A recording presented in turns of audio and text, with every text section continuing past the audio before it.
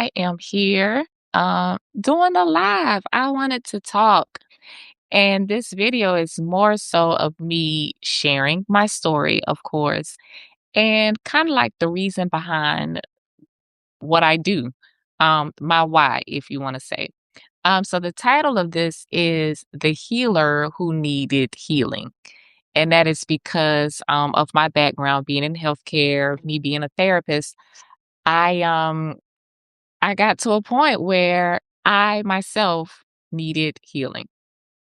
And not like I had an accident or something happened physically, but it was all an internal type of situation here. So here I have come to share my story and hopes that you understand the reason behind what I am doing and to encourage you all to do what you need for yourself as well.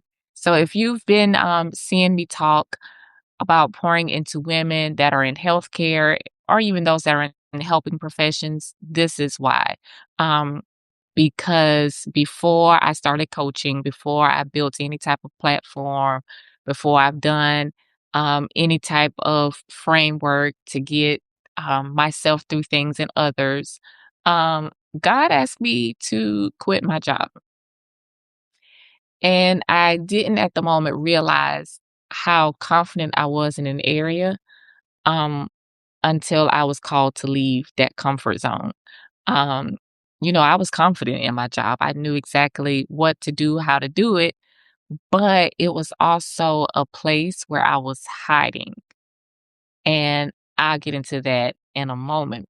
But so I'm LaToya. I'm LaToya who is also a purpose and accountability coach. I do have a certification in life coaching. I am an author who has authored three books, a workbook, a devotional journal, all the things. But I'm also a physical therapist assistant by trade. I got my undergrad in exercise and sports science. That was back in 2007. And I became a licensed PTA in 2011. During my career, I've been a clinical instructor, I've been the assistant director, I've been the actual director of the therapy department that I was working in. And even like going back when I was in school, like I was the lab assistant for our classes in college. So you can kind of say that I've been like this person that has always been doing all of the things, always had my hand in my career. But I'm gonna say this, if I'm being honest, I did all those things because that's where I felt the most value. Um, I found my value in what I did. It became my identity, because I was, good at it, and I felt like that was the one thing that I was good at. So I became this high performer, high achieving, the one that was always reliable, to come through at any time. But in the midst of all that, what I didn't realize was that I was wearing this mask. Like I was hiding behind what I was doing. And it's different because you have people in your ear telling you how well you've done, or, like they're pushing you to keep going and to do all of the things. And that's what I fed off of. But another part of me, and I say it was a mask because on the flip side of that, I was a people pleaser. I was one that was looking for the validation and the affirmation from others. I was an abuse survivor. And I was just one that battled rejection. Rejection and abandonment was an issue. And instead of healing from those things, I was an achiever. I did things, like I said, to receive validation or the affirmation from others. I didn't quite shut down. I just kept going. I kept showing up. I was the one that was checking off the boxes and pretty much having a performance routine instead of really addressing what it is that I was supposed to be doing. So that's that. Now, the struggle came in when the enemy tried to play me. Okay. Now, like I said, I didn't shut down. I wasn't one that was lazy. I was just in my mind, I had to keep going. So he didn't tempt me in regards of shying away or shunning off from everything. I was tempted in the regards of doing more, the productivity piece. And a part of that could have been because in the physical therapy world, we are not judged, but our metrics are based on productivity. So I am working for productivity purposes for work, but it's also became a real life thing. He didn't distract me with failing. It wasn't really anything that I failed at per se. It was just more so of being distracted by success to keep going. There was never like a downtime. I found something and I went at it. Now, let me tell you, your girl was never one that was shy from trying or shy from showing up and starting something. That wasn't it. So like I was always one that would accomplish or go out to set myself up to do whatever it is. But that was a thing. Like I think I was just choosing um things to do because it was filling a void that was there. Um of course, no one saw through any of that. So I got the congratulations. I got oh my God, you're so successful. It was like this model of what women in their careers should look like. I am a stable individual. I have a home, I have the car, I have all of the things. But I started to feel myself shrinking back. And I say that because I was achieving, I was doing all of the things, but something just didn't feel right. Like it still felt like something was missing. Um, I'm out here publishing books, I'm doing all of the things, and it still didn't feel fulfilling. The burnout didn't just come about like out of the blue. Like it was something that was happening subtly. Subtly. Um, Yeah, like, I would show up, I was doing all of the things, and it looked good on paper, but there was an internal feeling like, "It's just got to be more than this. It has to be more than this." Um, like I said, I was staying busy because I didn't really know how to shut down. I didn't know how to stop. When you are getting affirmation and validation from people because of the things that you're doing, you constantly are doing something to keep it up. But like a part of it was like, it still didn't feel right. Like I'm hearing everybody's applause, but I still felt misaligned. Yeah, that is just that simple. It still felt misaligned. Um, but in my thought process, staying busy, I don't have to feel anything. And to be honest, I didn't really think it was anything wrong. I was just like, I'm good. You know, Look at me out here having everything, working myself. And yeah, I just didn't think anything was wrong with me. But yeah, it is. And it showed when I was forced to stop. So a lot of things that took place internally during that time was me understanding that I had this rejection issue and I got to confront it. Um, I'm out here earning money, but there's still a poverty mindset behind all of that. Um, I was just doing the right things, but with the wrong intentions. Um, I was doing things out of fear. I was doing things out of fear of lack. I was doing things of fear of not being enough. There was this fear of just, like, not being secure. Um, but, in my mind, I'm pushing through, and I see that as ambition, even though it wasn't ambition. So, going back to the dream, because I did say, um, the Lord told me to quit my job. So, it was somewhere between September and October. This was 2022 when God started giving me dreams. And let me tell you, it was like one dream after the other dream after another. It was back to back. It was crazy. Um, so the dream was I'm at work where I was currently working at in real life, and I'm walking down the hallway. And as I'm walking down the hallway, the job changes into like a hospital setting. Um, every single time. But it's crazy because every time I had the dream, it was like a part of me remembered being there before. So the first dream, I'm like, "What the world? How did I get here?" And I'm trying to find my way back. Like, I'm turning around to go back down the hallway, and I can't get back. Like, when I left, there was no returning. I had the dream again, and then the second time, I'm like, "Oh, this looks familiar."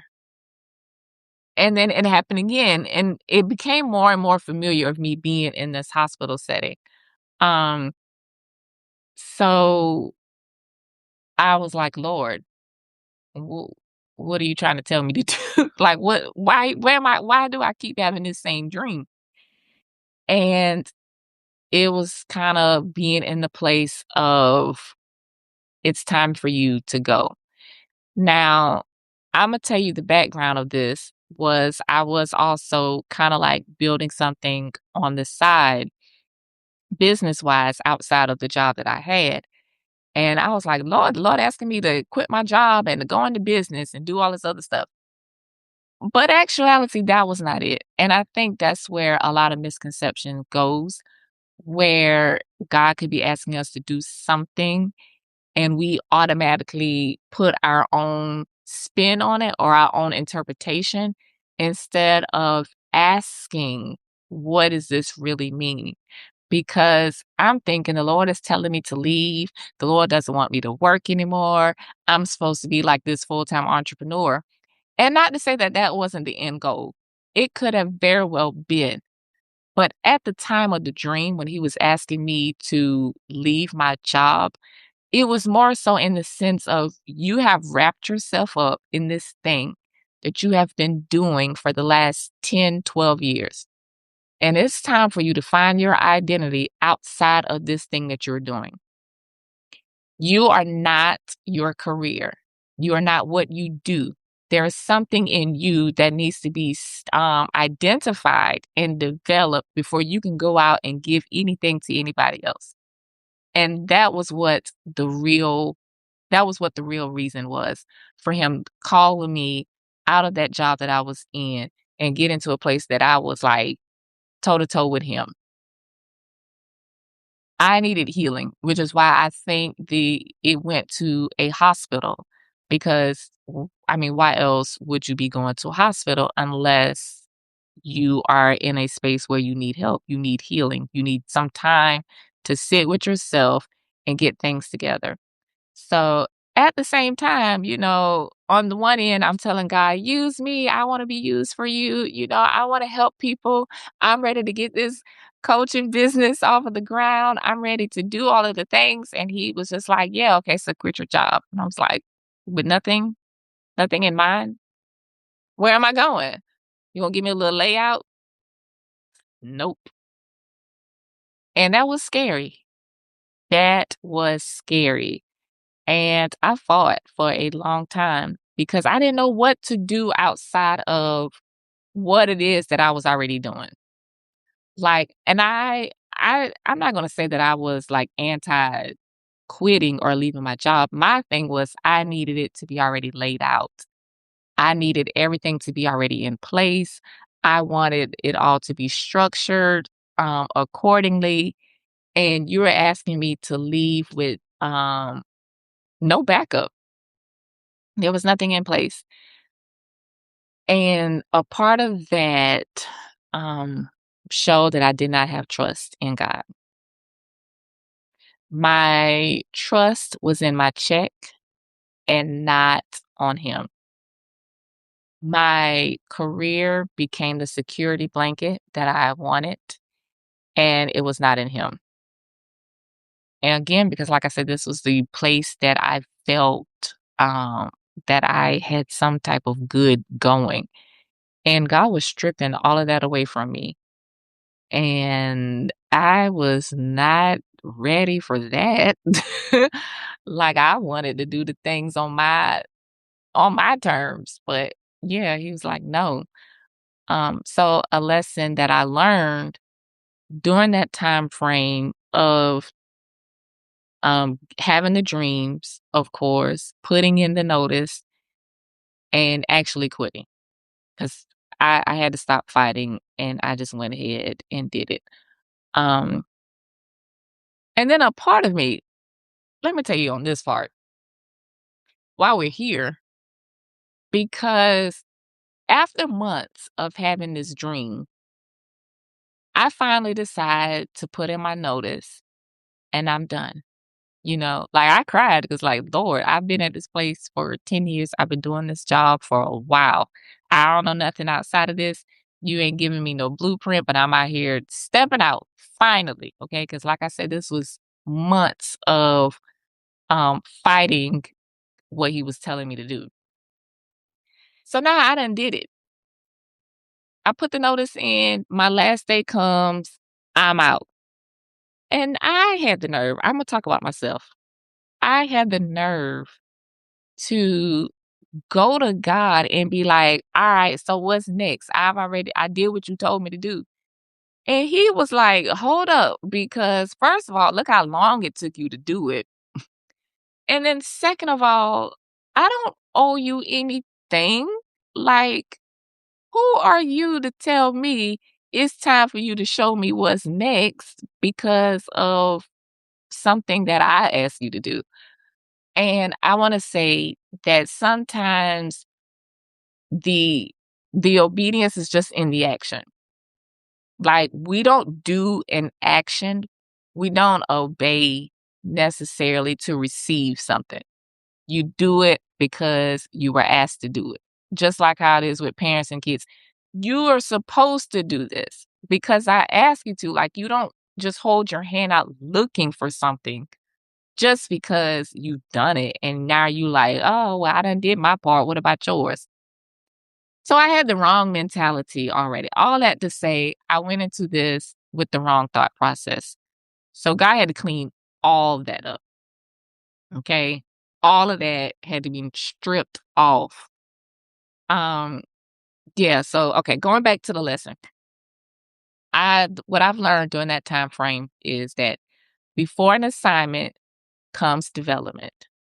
I knew that I wanted to coach. I knew that I wanted to help. I knew I wanted to heal and deliver people from whatever it is that they were going through. But there was a development that had to take place. Before development comes awareness. I had to be aware that I had an issue and that all of those issues needed to be addressed before development could have taken place. And before awareness comes stillness. He had to sit me still long enough for any of this stuff to happen. But I wasn't sitting still because I was caught up in what I was doing. I was caught up in the job, the career, what I was doing for everyone else. The healer needed healing, and I had to sit still long enough for it to happen. So again, before assignment comes development. Before development comes awareness. Before awareness comes stillness. And I had to learn how to be still. All right. So time goes by. I'm being still. And let me tell you, everything started flooding. Like I got to a point where I was like in grief almost. Like I was ashamed of how I done put the Lord through all of this by my actions, by my thought processes. It was just a lot of things that started to come out. once I was able to pull away long enough for anything to happen.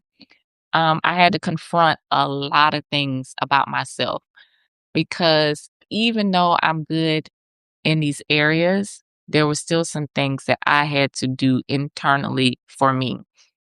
And that's with anything and with anybody. God could be calling us to do um, a great number of things, whether it be in your career or out of the career, um, on the job, off of the job. What are you doing in between those shifts, going to work, getting off? What's happening with you where you can actually identify what's going on, what needs to be changed, and how you can be built up? So, my framework came into play. And I say that because I worked it myself. I worked it myself. I shared it with others, but it became a real thing. Um, so yeah, I did it on myself. The first thing was recognizing. Like I said, I had to recognize that there was an issue. Self reflection is really crucial to understanding how your past and your present experiences affect your life. I didn't really know that I had rejection issues. I didn't really know that I had abandonment issues. I was just showing up to work every day wanting somebody to, like, oh my goodness, you're good at this. Because things happen in childhood where it seemed like no one really cared what I did unless it was something to be, like I won an award or I got good grades. Everything was based on something I did. That's where the applause happened. And that followed me in my career. But again, I wouldn't have known that if I didn't stop to self reflect and to recognize that there's an issue. Next would have been release, releasing control and sit with God in rest. The control issue was, yeah, I would have quit my job, but I think I would have quit it on my time when I felt like I had everything all mapped out and when I felt like I was ready. And God was like, nah, this is on me. So releasing control and sitting with him in the middle of rest. I had to replace my thinking and my habits. Like I say, out here you couldn't tell me I wasn't the greatest. Like I didn't think anything was wrong. But when you sit with yourself long enough, you start noticing, yeah, your thinking about that is probably not right. So I had to replace a lot of habits. I had to replace a lot of thinking and I had to reconnect. I had to reconnect with myself and knowing who I was again outside of the job. I had to reconnect and understand that I don't have to put on, that I don't have to work for anything, that life is not measured by productivity, like how it is in the workforce. Life is not measured by productivity. I had to rebuild habits. I had to rebuild how I showed up. I had to go work, well, not work, but I had to live in a place of purpose and not like pressure to get a dollar or, pressure to put on, but really using what I've done career wise as a sense of purpose. And I had to be ready to show up, because once you out here and you done did all the work and for God to like sit me down and to pause everything that I was working on, it was hard to show back up because I'm like, Lord, am I ready? Like I've been working, I've been trying to shed off the old, build up something new. But like, I don't know. I know you told me to sit down before. Am I still supposed to be sitting down? Can I get up now? Like it was a whole thing. But being ready to show up is like the final step. I stopped chasing. I stopped striving. I stopped trying to prove myself and I had to choose healing over the hustling. I know we're in a day now where everybody wants to talk about hustling, hustling, hustling, hustling. I've heard sleep is the cousin of death. Um, I I ain't gonna stop till I get it. But stillness, a lot can be exposed in stillness. God can give you a whole blueprint of things when you are still. You don't have to just grind it out. Like, you may have to work once you have your blueprint. Yes, you're working, but rest is essential. Sitting still is essential. I do want to say that none of this happened overnight. This was not no quick fix, no instant results. It did take time. It took time and it took God. And let me tell you, it was uncomfortable. But finding yourself outside of what you do, finding yourself outside of the measures of others, finding yourself outside of the labels that you place on yourself is so rewarding. You'll get to a point where you know that you don't really need permission from anybody to do anything. You don't have to strive for anything. You are literally out here being your authentic self on your own timeline. There are going to be people that don't understand the pause. They don't understand why you are moving the way that you're doing, but you have to be so intentional about the time that you give yourself. Would God have asked me to leave my job if I had been on a steady pace of being intentional about the time I give me? Maybe not. Maybe He would have. I don't know. But it's all in being intentional about giving you what you give out to everyone else. You have to do some deep work within. And sometimes pausing is for that reason. Just learning how to show up as you and not show up as the things that you put on to you. Um, so yeah, I no longer have to prove who I am. I'm in a place now where I do work. I have, long story short, I have gone back into the therapy space, not at that particular job. I am somewhere else now, but it's different. And I think that was the whole point. Like, I am not what I do. I show up, I give them all that I have in that moment. But then when I come home, it's just me. It's me that I'm focused on. It's me pouring back into myself, however that looks. So when I go to work, it's from an overflow. It's going from what I've given myself, then I can then share with others. I show up in my career from a place of sincerity and not from a place of survival.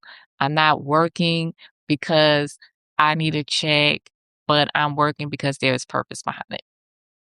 And I trust God as my provider because let me tell you, during that time when I had to sit down and rest, He showed up like never before. He has definitely shown to be Jireh, the one that provides when I was sitting during that time. I did a lot of internal work. Like I said, the replacing, the recognizing, replacing, the removing, the rebuilding, the all of the things. It was for a reason. And I just want you to know that when I'm out here talking, that I'm talking from a place because I've done it. I have been the person in healthcare that was showing up all the time, taking on the extra shifts, working on weekends and holidays because, you get paid time and a half. And I'm counting how many shifts I got to work to get how much money. I've done it. I was the one who did it all. So I speak to the woman that is always on. I speak to the woman who is chasing stability and performance over obedience and purpose. I am speaking to the woman who doesn't know how to slow down. I am speaking to the one who has all of the credentials and titles and hides behind them. Um, all in all, I became whole and I have that desire for others as well. I want everybody to experience um just being who God says we should be. Like, we need to be devoted to God, we have to be disciplined within ourselves, and we have to be impactful to others and working in our purpose. And the job could very well be your purpose work, but what is the intent? What is the motive? What is the feelings behind it all? Uh, so yeah, I don't know how this is going to bless you. Maybe you are a person that is in transition. Maybe you are one that is stuck between two things, like, should I do this? I don't know if I'm supposed to be doing that. Or maybe you're the one that is just always on the go and you don't know how to slow down. You need to be on the other side of sitting still. Um, or you could be somebody that is doing the work, but you're doing it alone. You're doing it fearful. You don't know how this is going to look. Um, you're just out here winging it. Um, Stick around. I am developing a community space for you in mind that goes through the same framework that I have discussed here. And it exists because you should not have to do the walk alone. God may not be asking you to leave your job. He may be just asking you to slow down. He may be asking you to spend more attention in a particular area other than the other. But whatever it is, you don't have to do it by yourself, but make sure you do it. Make sure you do it and that you do it with the right heart posture because God is always checking our hearts. And He don't give us anything until our hearts are intact. We talked about building fruit, receiving fruit, living with fruit. Um, that's a real thing. So before God places us in this spectacular position, before He elevates us, before He um, really, I guess, gives us what we desire, our fruit has to be intact and our heart posture has to be there. So that's my story. I wanted to share. I hope it blesses you. I am LaToya. I don't just coach purpose. I don't just teach purpose. I don't talk about slowing down. Because I've been the person that has done it. So trust me, this is all coming from experience. Um, I want to help you. I just want to help you become whole before you're out here building whatever it is that you are building. Until next time, talk with you all later. Bye.